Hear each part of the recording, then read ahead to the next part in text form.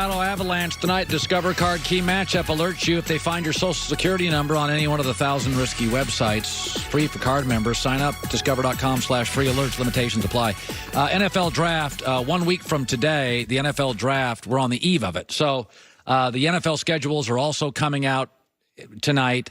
Some are leaking out, some games. I'm not going to guess on games. There's a couple that have been confirmed. We told you Patriots will host the Steelers on the first Sunday night football game. That Super Bowl champs, that's the way it works. We also know it's been confirmed. The Packers are at the Bears, the first game of the season. This year it's on a Thursday. It's usually on a Sunday. So those two have been confirmed. Chargers, Chiefs, Mexico City playing. That's been confirmed. Everything else is guessing, and I'm not going to make stuff up. We'll talk about that extensively. I will tell you the draft, the team that's fascinating, and I'm not just saying this because it's the Patriots. New England's draft is fascinating. They have 12 picks. They have a ton of draft capital. I'm told from a source I trust, New England does not move up in the draft generally. They're willing to move up this year. They believe, and I've been told most teams believe, there's about 18 really special players in this draft, and New England has 12 draft picks, and they don't have 12 guys that can make their roster. They also have 3 very good players they drafted last year who are all scheduled to start this year. The Patriots drafted 3 players last year, and it just so happens 3 of them got hurt. Jawan Bentley was a linebacker. He was going to start. He got hurt. He'll start this year. Isaiah Wynn was an offensive lineman. He was scheduled to start last year, got hurt. They went and got Trent Brown, who they let go to the Raiders. He's going to start. And Duke Dawson is a corner that's good enough to start. Not sure he will, but he has a chance to start this year. So if you look at what New England added last year in the draft, they've already got 3 young starters. They're not going to add 7 new young starters. Belichick doesn't like teams that young. So this is a year where they're willing to move up, I'm told. They like 2 or 3 players a lot, I'm told, in the first 18. And they need 2 or 3 players. They need an edge rusher. They need a wide receiver, which they generally don't draft, but they need one. They really need a tight end.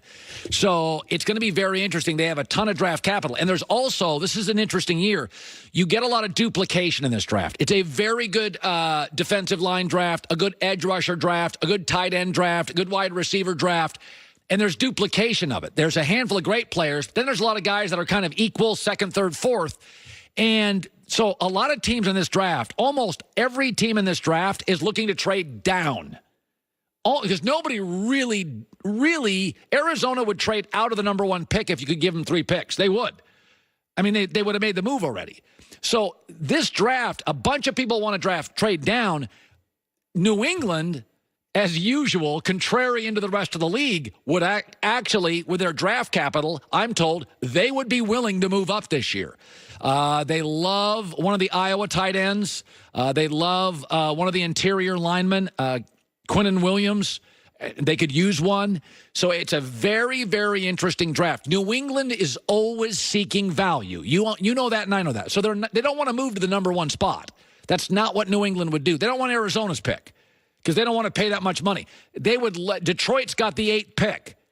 I think New England would trade 2 picks to get to 8 and get the edge rusher that'll probably be gone by the end of the first round that they want.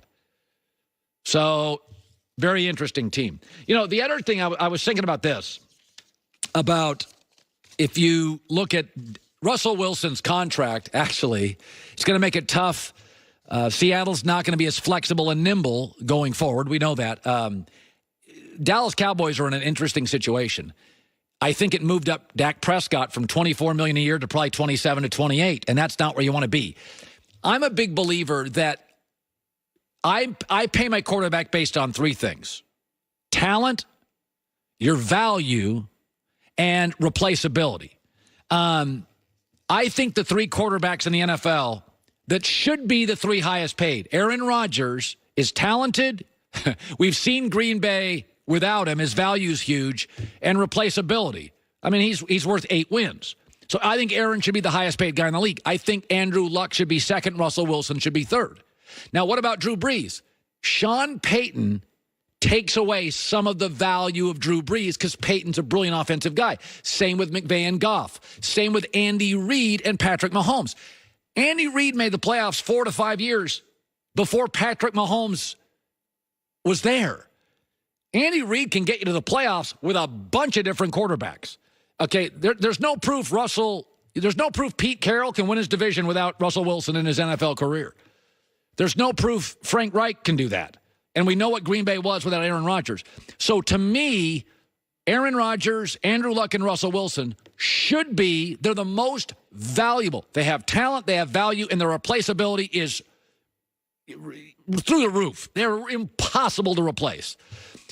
I think Dak Prescott is, as a talent, C+ to B-. Value, he's got some, but let's be honest, replaceability, he's probably the 17th best quarterback in the league. Some would say 14th. I'd say 17th. Some say lower. It's not that I don't like Dak. I do think he adds value. I think he's level-headed. I think he's a leader. I think he's got mobility. I think he's a rock-solid kid. He's got value. Talent and replaceability, you can replace him. He's going to stay there. Jerry likes him. I do think the Cowboys should draft a quarterback as just a little leverage in camp. Reminder, Dak, you were a 4th-round pick. And most of the quarterbacks this draft, frankly, are 2nd, 3rd, and 4th-round talents. The kid at Duke's a 2nd-round talent. Doesn't have a big enough arm. Kyler Murray's size probably should be a late 1st, 2nd-round talent. So there you go. Schedules come out tonight. I got to tell you, my wife's been, a little under the weather. That's terrible, right? But she picked the right week to be, not at full strength. Because I got NBA playoffs. I got Tiger Woods. I was allowed to watch golf all weekend. I watched NBA playoffs all weekend. And tonight, I'm going to nerd out and watch the NFL schedule release. And I'm going to have the greatest time in my life. Win-loss. I'm going to go home. Best game. That's all I'm going to do. I'm going to be a gigantic National Football League nerd all night. I'll probably be on Twitter talking about the Jags' Week 7 opponent. Hour 3 in L.A. Next.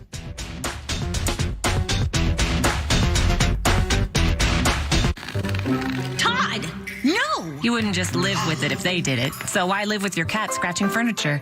This could be due to fear and anxiety. Feel Away products are clinically proven to help alleviate many stress-related cat behaviors. Find your solution at feelaway.com.